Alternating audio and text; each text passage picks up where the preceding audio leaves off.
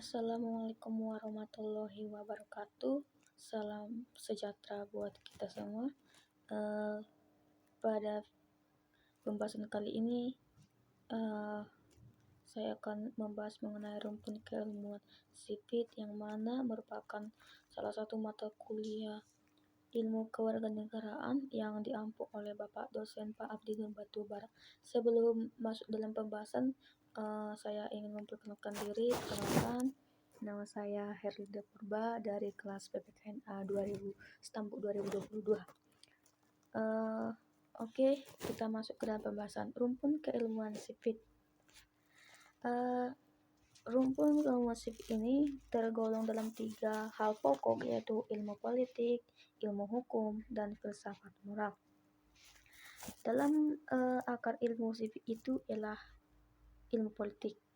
Jadi secara akademik itu bahwa ilmu politik merupakan akar keilmuan dari PKN, terutama mengambil porsi demokrasi politik dari ilmu politik. Selanjutnya, ilmu politik sebagai akar keilmuan, yang mana memiliki tujuan diantaranya smart and good citizen dan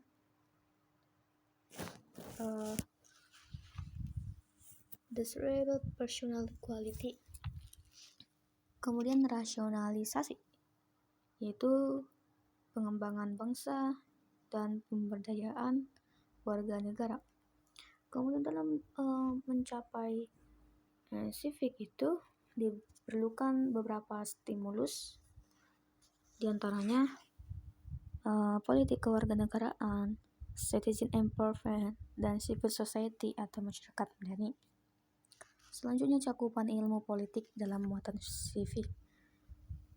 Dalam ilmu politik ini fokus utamanya yaitu demokrasi, di mana demokrasi ini mengkaji yaitu teori-teori tentang demokrasi politik, konstitusi negara, sistem politik, pemilihan umum, presiden, lembaga yudikatif dan legislatif, output dari sistem demokrasi politik, kemakmuran umum dari pertahanan negara, dan perubahan sosial.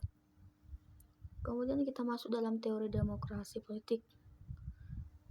Apa sih demokrasi itu? Dari sini kita ketahui secara etimologis dan juga beberapa dari pendapat para ahli. Yang pertama itu secara etimologis bahwa demokrasi itu distilahkan dari 2 kata yang digabungkan, yaitu demos dan kratos atau kraten, di mana kata demos ini berarti rakyat dan kratos yaitu pemerintah. Jadi pada dasarnya demokrasi itu pemerintahan dari rakyat. Kemudian menurut pendapat para ahli yaitu Strong, bahwa demokrasi itu suatu sistem pemerintahan yang dalam hal mana mayoritas anggota dewasa dari masyarakat politik ikut serta melalui cara perwakilan yang menjamin bahwa pemerintah akhirnya mempertanggungjawabkan tindakan-tindakannya kepada mayoritas itu. Kemudian menurut Abraham Lincoln berpendapat bahwa demokrasi itu pada dasarnya ialah pemerintahan dari rakyat, oleh rakyat, dan untuk rakyat. Selanjutnya, model demokrasi. Dalam model demokrasi ini ada 3, yaitu demokrasi klasik, republikanisme protektif, dan republikanisme. Selanjutnya, sistem politik. Sebelumnya apa sih sistem politik itu?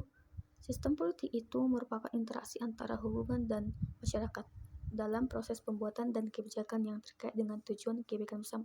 Artinya apa? Bahwa sistem politik itu hubungan atau interaksi yang terjalin antara pemerintah dan masyarakat, di mana kita tahu dalam istilah lain bahwa politik pemerintahan itu diistilahkan dengan suprastruktur politik dan masyarakat itu infrastruktur politik.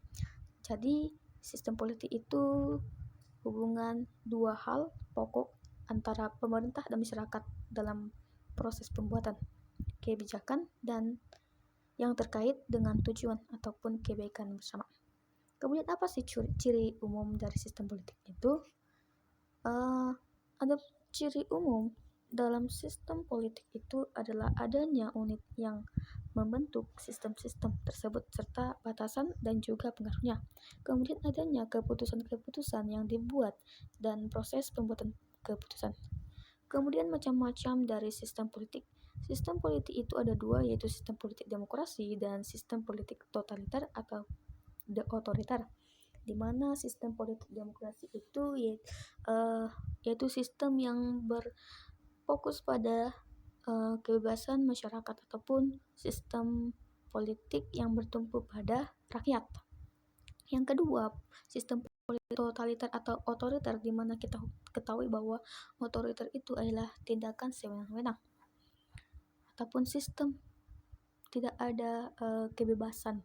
Jadi pada dasarnya otoriter itu pemerintah sewenang-wenang kepada rakyat ataupun kepada bawahannya. Kemudian sistem politik itu mencakup ciri atau karakteristik, yaitu yang pertama pemerintah yang bertanggung jawab, yang kedua DPR yang mewakili masyarakat yang dipilih dari pemilu, ketiga organisasi politik yang mencakup satu atau lebih partai politik, yang keempat pers atau media massa yang bebas menyatakan pendapat, yang kelima sistem peradilan yang menjamin hak asasi setiap individu. Jadi pada dasarnya bahwa hak asasi setiap individu itu dijamin oleh sistem peradilan. Selanjutnya kita masuk kepada pemilu. Apa sih pemilu itu?